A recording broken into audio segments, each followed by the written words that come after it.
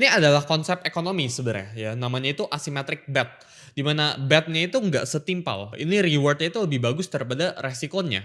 Ketika dalam suatu keputusan hidup lu itu dihadapin, oh ini ada reward-nya ini, ya resikonya ini. Meskipun resikonya itu sebesar apapun, ya lu itu harus tetap ambil meskipun risk to reward-nya itu jelek.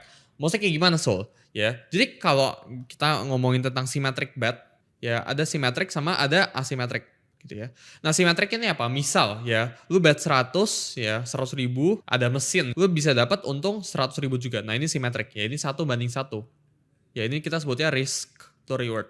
Sedangkan ya, asimetrik ini betnya ini lu bet 100 bisa dapat 200.000 gitu ya. Nah, ini risk rewardnya 1:2.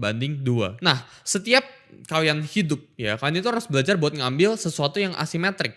Tapi kebanyakan orang itu takut buat mengambil bet yang asimetrik. Kayak yang gue tadi bilang di atas sebelah sini.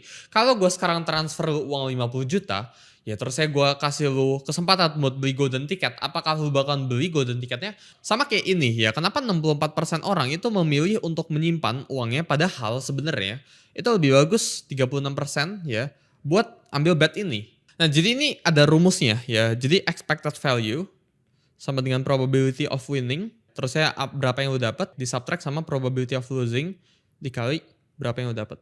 Nah ya, in this case ya, misal yang opsi A, ini kan opsi A sebelah sini gitu ya, ini opsi B sebelah sini gitu ya. Opsi A, ya lu pasti dapat 50 juta. Jadi kita taruh ke dalam rumus ya, expected value sama dengan 100% dikali 50 juta. Nah, ini lu pasti expected value-nya 50 juta. Nah, sedangkan ini opsi A, gitu ya, opsi B. Expected value-nya berapa ya? Kita baca sebelah sini. Ini 10% untuk mendapatkan 1M dikurangin dengan 90% untuk mendapatkan 0. Nah, ini kalau lu hitung ya 10% dari 1M itu berapa? Itu 100 juta. Jadi ya secara expected value, lu itu harusnya ambil bet yang B, bukan ambil bet yang A. Nah, ini juga sebenarnya terjadi dalam hidup kalian. Manusia itu lebih cenderung takut buat miskin. Karena pada awalnya manusia itu didesain sama Tuhan yang di atas.